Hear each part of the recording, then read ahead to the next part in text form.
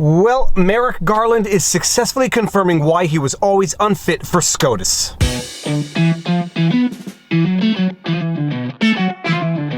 Viva Frei, Montreal litigator turned YouTuber, and this is Winnie the Westie getting ready for a nap because we walked about 4.5 kilometers today while visiting Toronto. And it's something I've said in the past, and I'll say it again in the future on these vlogs. If they don't get you on the substance, they're going to get you on the procedure. It is corruption 101 to go after someone even when you have no legal or legitimate basis to do so, not in the hopes of getting them on the absence of any basis of going after them, but only on the process through which you go after them for no legal reason. And the object of that corruption for this week is none other than Steve Bannon. He has been a very popular political target in the past, and the Department of Justice is going after him hard, and he has now been indicted by a grand jury for defying a subpoena from Congress. From CNN Politics, federal grand jury indicts former Trump advisor Steve Bannon for contempt of Congress. A federal grand jury has returned an indictment against former Donald Trump advisor Steve Bannon for contempt of Congress, the Justice Department announced Friday. Attorney General Merrick Garland had been under tremendous political pressure to indict Bannon since the House referred the Trump ally to the Justice Department for contempt on October 21. Quote, "Since my first day in office, I have promised Justice Department employees that together we would show the American people by word and deed that the department adheres to the rule of law, follows the facts and the law, and pursues equal justice under the law," end quote.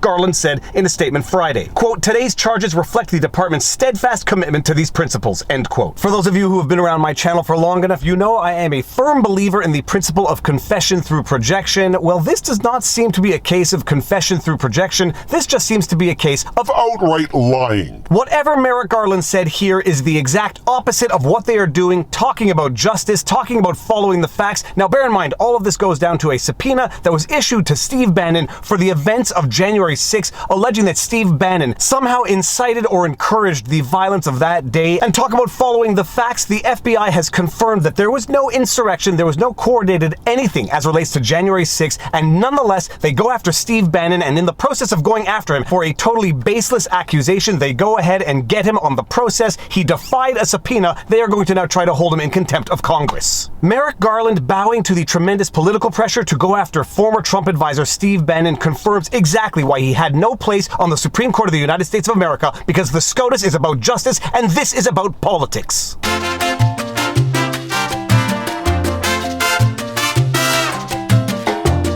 There is an old expression with which I have no personal or professional experience. I am a mere Quebec attorney. I never did criminal law, but there is an expression I am aware of, that you can indict a ham sandwich. Now, I have had ham sandwiches that were so bad they deserve to be indicted, but when you read the indictment against Steve Bannon, you will realize and truly appreciate that it is nothing but pure politics. United States District Court for the District of Columbia. United States of America versus Stephen K. Bannon, defendant. Violation, count 1, 2 U.S.C. section 192, contempt of Congress testimony. Count 2, 2 U.S.C. section 192, contempt of Congress papers.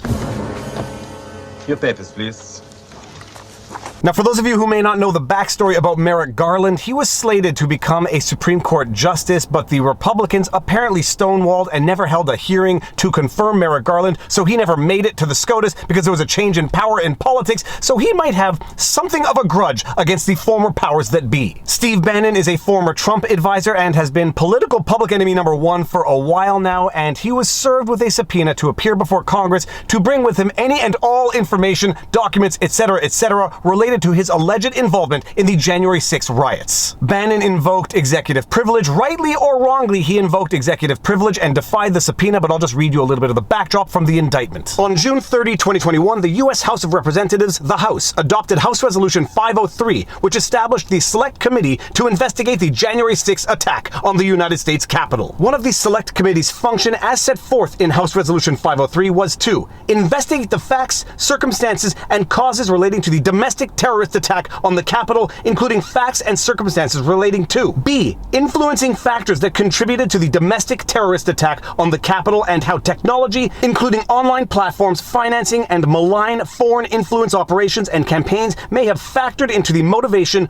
organization, and execution of the domestic terrorist attack on the Capitol. And C. Other entities of the public and private sector as determined relevant by the Select Committee for such investigations. They are going a little heavy on the term domestic terrorist terrorist attack, especially in light of the facts that the FBI found that there was no insurrection, no organized effort to carry out the events of January 6. But nonetheless, the Select Committee has boldly empowered itself to do whatever it possibly wants in pursuit of the goal and objective they have given themselves. Call me cynical, but sometimes the government actually seems like a pure criminal organization that just gets to make its own laws. On September 23, 2021, the Select Committee issued a subpoena to Bannon. The cover letter to the subpoena stated, "The Select Committee has reason to believe that you have information relevant to understanding important activities that led to and informed the events of the Capitol on January 6, 2021. For example, you have been identified as present at the Willard Hotel on January 5, 2021 during an effort to persuade members of Congress to block the certification of the election the next day and in relation to other activities on January 6. Moreover, you are quoted as stating on January 5, 2021 that, quote, all hell is going to break loose tomorrow, end quote. Accordingly, the Select Committee seeks both documents and your deposition testimony regarding these and multiple other matters that are within the scope of the Select Committee's inquiry." In a nutshell, Bannon does not comply with the subpoena, he does not provide documents, and he does not show up to testify, and the reason he gives is the following. Instead, that evening at 5:05 p.m., 7 hours after Bannon had defaulted on the production deadline, Bannon, through his attorney, transmitted a letter, Bannon's October 7 letter, to the Select Committee's chief counsel. Bannon's October 7 letter asserted that Bannon would not comply with the subpoena because former President Donald J. Trump had claimed that the subpoena sought records and testimony potentially protected by executive and other privileges and had instructed Bannon, quote,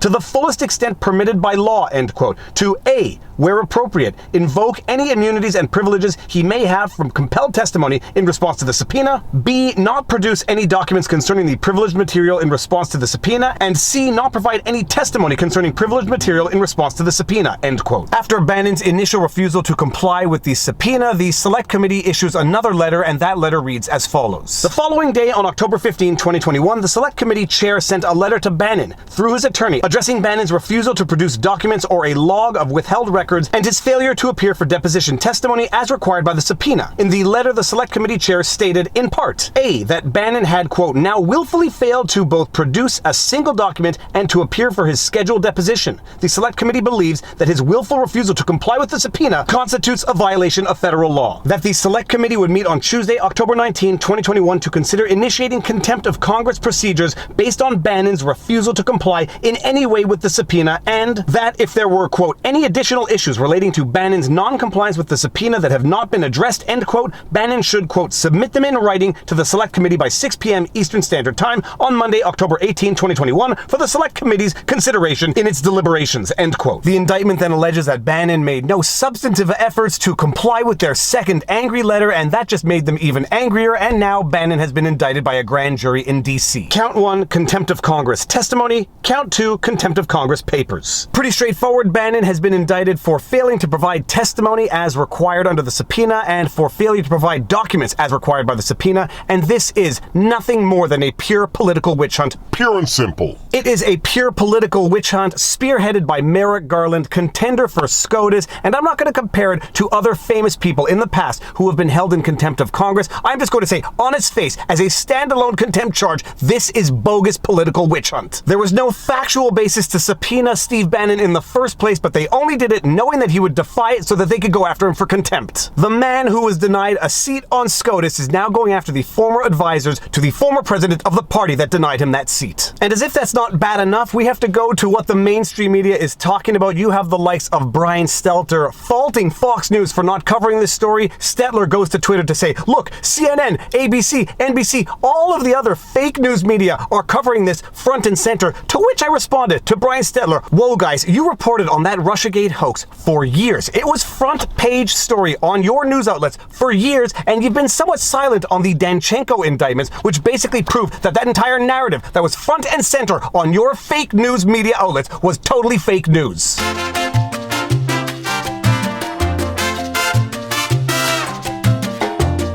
You ran that Russiagate hoax on your front page for years. You divided the country for years. And when the Danchenko indictment comes out that proves that the Russiagate hoax was just that, a hoax, you are utterly silent, and now you're faulting Fox News for not running this political witch hunt on their front page. Once fake news, always fake news, and even in your faux outrage, Brian Stelter, you are still fake news, and I have to pat my dog to lower my blood pressure. And with that said, if you like my videos, you like my content, please be sure to like, share, subscribe, hit the notification bell, and drop a comment in the comment section below because it feeds the algorithm.